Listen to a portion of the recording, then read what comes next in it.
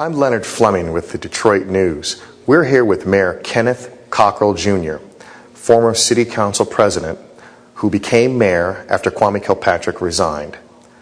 We're talking to Mayor Cockrel about the special election in February. You became mayor during one of the saddest chapters in Detroit history. Talk about the difficult transition from being council president to being mayor and the challenges you faced since becoming mayor. In general, I will say it was a very challenging process just because of the fact that, as you indicated, under the circumstances under which I had to become mayor, first and foremost, I was operating under some pretty intense time constraints. Typically, what you see is in a situation where you have a new mayor that is elected, that new mayor gets 2 months to coordinate and do things with the outgoing mayor to facilitate a transition plan. In this particular case, because this transition was not the result of an election, but in fact was the result of an entirely different set of circumstances that, as far as I can tell, have been unforeseen and have never ever been dealt with in the history of city government, we had 2 weeks. So we were operating on a schedule that was only 10% of what most incoming mayors typically get. So from that standpoint alone, it was obviously very challenging. What do you feel you have accomplished so far as mayor, and what can you take back to the voters to show them that you deserve to stay in this job and be elected in the February special election? Tough question to ask, given that I've technically only been in office now for a little over a month. It's been like a month and a couple of days.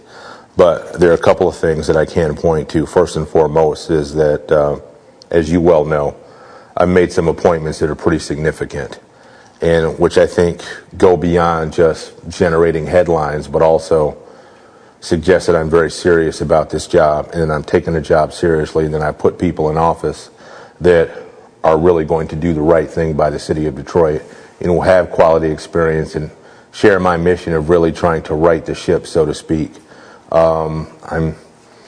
I hesitate to name names, but there's a couple significant names that I do need to go ahead and name. Of course, first and foremost, my Deputy Mayor Saul Green, who is playing a significant role from the standpoint of working with a couple of key departments to address some specific issues. And one of the things that I do strongly believe is that as I've made appointments to department head positions, I want those department heads to be free to do their thing. What accomplishments do you want to have under your belt by the time the February special election comes along? First and foremost, I've laid out a couple of broad areas that I think I want to focus on, and I want to be in a position to show tangible results in every single one of these areas. First, getting back to the issue of crime and public safety, that's a huge issue. It may very well be the paramount issue in the city of Detroit. So it's my belief that I want to be in a position to show not only that we've maximized police presence, but also hopefully that we've been able to demonstrate and show a reduction in crime in certain specific areas. I know that that's an ambitious goal, and I know that for me to even put that out there is potentially dangerous, but it's something that I want to do, because the fact of the matter is, if we don't make this city safer, and if we don't foster the perception that the city is safer, it's going to make it very difficult for us to do a lot of different things. Now, you didn't mention the $100 million deficit that the city is facing. Right. Is that something that realistically you can deal with, solve in the amount of time that you have, say if you aren't successful in the February special election? That is my goal, and that is a major focus, and that, frankly, is the top priority of the new CFO, Joe Harris. Now, based on the latest data that I've gotten from him and his assessment of where things are financially in the city of Detroit, I think that amount has been adjusted downward a bit. So I think we're probably looking, based on what he has shared with me, a deficit that is probably something on the order of more like maybe $123 to $126 million. But that doesn't change the fact, however, that that's still a huge amount of money. And that's still something that we have to deal with. Down from 150. Down from 150. However, bottom line is you're still talking about a big amount of money. But you're talking pain nonetheless. Oh, it's going to be. It's going to be. Yeah, I mean, you know. So layoffs, possibly. Possibly some layoffs, possibly some service cuts, possibly the elimination of certain functions. I hesitate to go into specifics because, again, we're not at a point right now where we have an identified plan that we're prepared to put out there to the public. But I do think it's probably a safe assumption to say, and it's probably not bad for me to say to Detroit residents, we got some serious issues and you better brace for a couple of things. Because it's probably going to come down.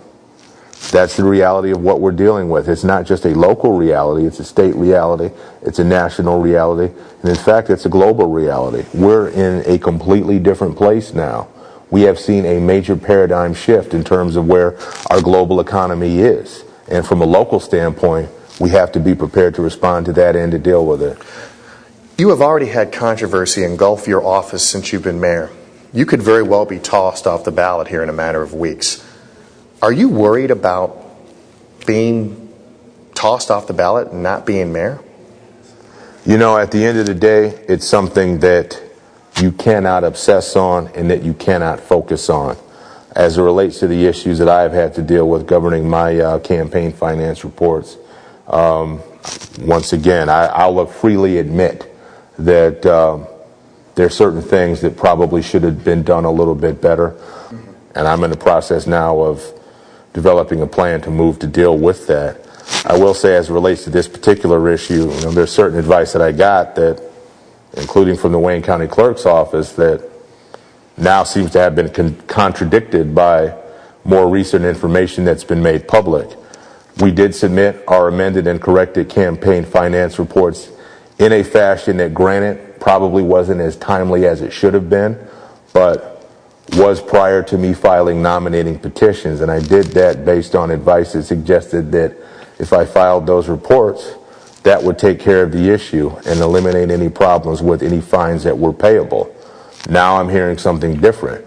As a result of that, I have gone ahead and paid all of the outstanding fines associated with the problems with my campaign finance reports. And from here on in, I think we'll have to see what develops. Right. But you've had 3 people now file complaints with the Elections Commission and Janice Winfrey's office, Janice Winfrey's office, to have you stricken from the ballot. Right. And they have brought up the issue of perjury. Right. And how do you feel about that? I mean, that you perjured yourself by not being truthful on your affidavit. Right. Well, again, it was my belief that by filing these amended and corrected campaign finance reports, we would be addressing the issue. Beyond that, I'm not an attorney. I have retained the services of an attorney, Mike Hodge, to look into this issue, and I would suggest that any specific questions on that be referred to Mr. Hodge. In terms of what happens from here on in, you know, I will have to see what happens. As it stands right now, I am the mayor, and I'm going to continue to act as such. If you're stricken from the ballot and you're taken off and you can't run, will you fight it in court? It's a little premature to say or to respond to that.